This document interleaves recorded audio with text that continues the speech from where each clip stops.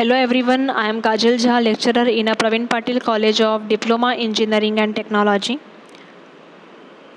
Subject is Electronic Engineering Materials 2217 of the department of the EJ department, semester 2.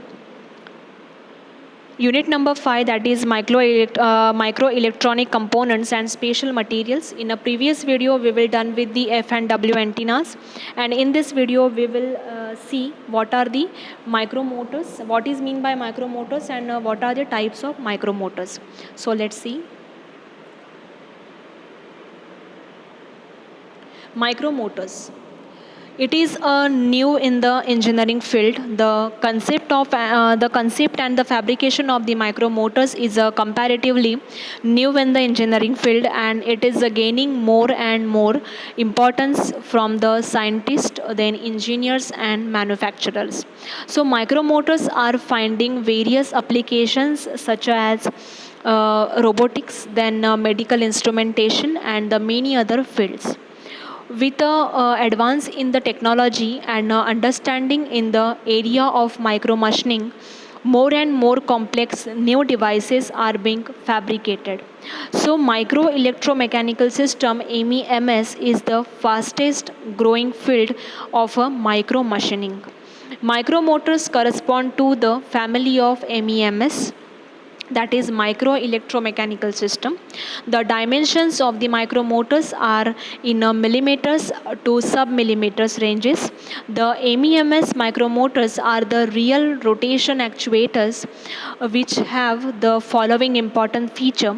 They are small, that is millimeters or sub-millimeters ranges, and they can fabricate it using the standard micromachining technique. Then types of micromotors. First type is electrical induction micromotor. Second is the electrostatic micromotor, and third one is the piezoelectric micrometer. So let's discuss them one by one. First is the electric induction micromotor. This is the one of the first type of micromotor fabricated using micromachining techniques. Here the two main parts of that micromotor, first is the stator and second one is the rotor. These figure shows the micromotors, electrical induction micromotors.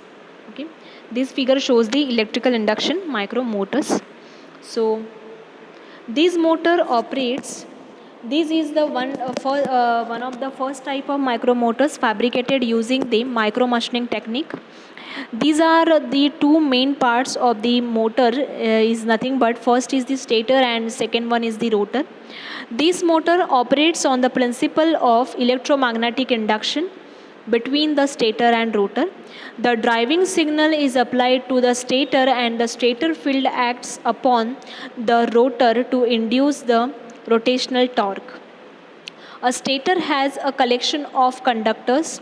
They are excited with a DC pulse signals in a particular manner to produce a rotating magnetic field, that is RMF.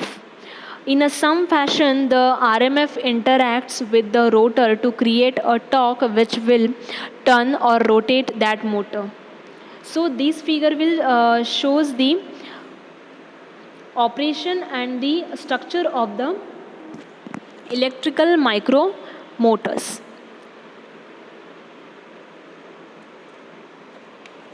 Then this motor can not only act as the motor, but it is also capable to act as a generator also.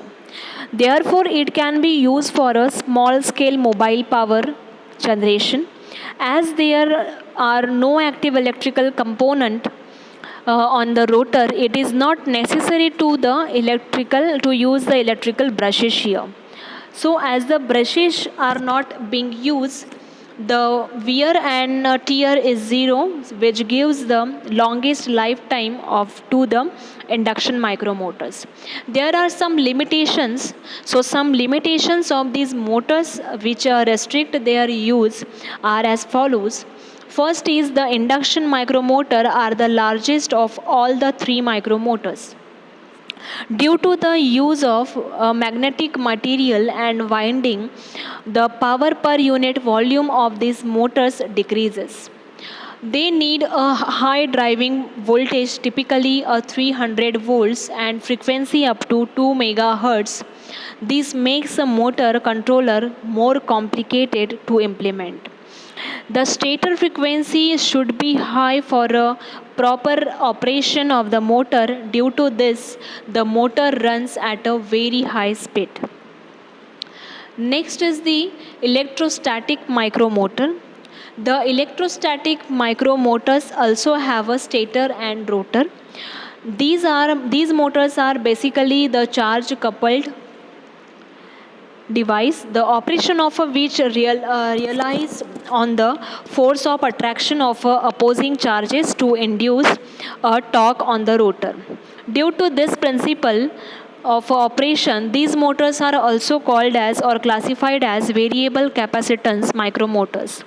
The construction of electrostatic micromotors is simpler than that of the induction micromotor. These motors consist of a series of electrodes which make up the stator, and the rotor is connected to the ground through the bearing. These motors consist of the series of the electrodes which make up the stator, and rotor is connected to the ground through the bearing. A multi-phase square wave excited the stator poles, increasing or decreasing the local charge. This charge differential acts to either attract or repel the grounded rotor to convert the electrical energy into the mechanical motion. The electrostatic motors are available in the electrostatic motors are available in the different configuration. Two of the most commonly used configurations are side drive and parallel drive. In the side drive type of electrostatic micromotors, the stator poles are located to the side of the rotor. The rotor is required to be a salient pole shape.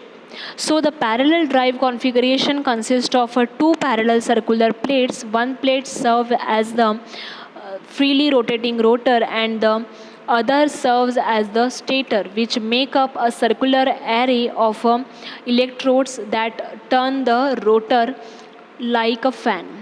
The force between the stator and rotor on the dependent on this distance between them. Therefore, the electrostatic motors can achieve a higher power densities than induction micromotors.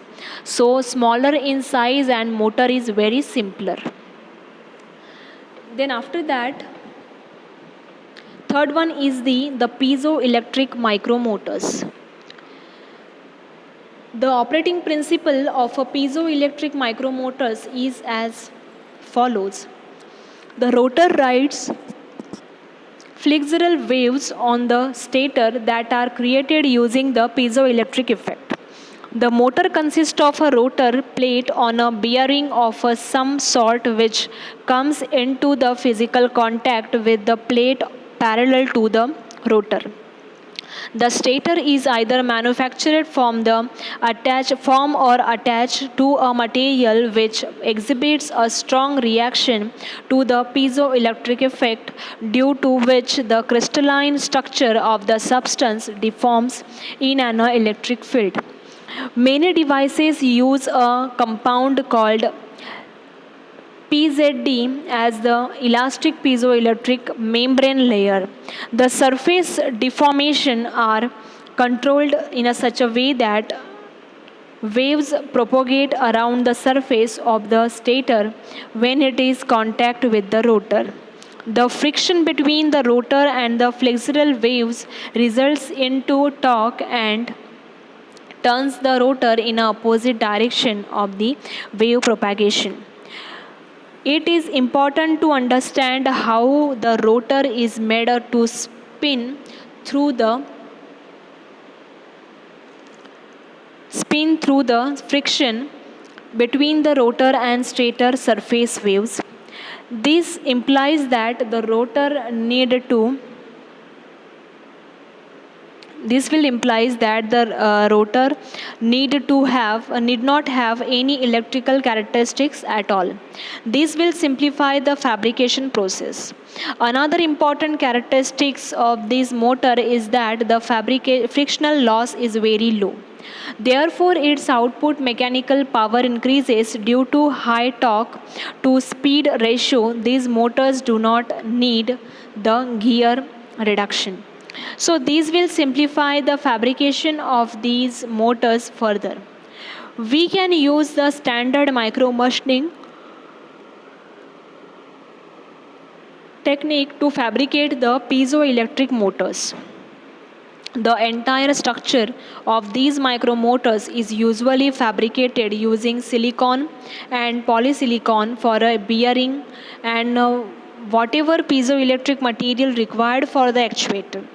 So one important limitation of these micro motors is the mechanical wear on the friction bearing between the stator and rotor. So the lifespan of these micro motors is short due to the mechanical fatigue occurring when the motor is being used. In order to combine this effect, they use a more durable materials such as a copper and nickel for the application fabrication for the stators and rotors. Some of the applications of the micro motors, first is the mini authorized robots, then in a telecommunication field, in the novel type microscale diffraction grating scanner, in the optical data transmission, and in a computing field. Okay, so in our next video we will see relays and switches. Thank you.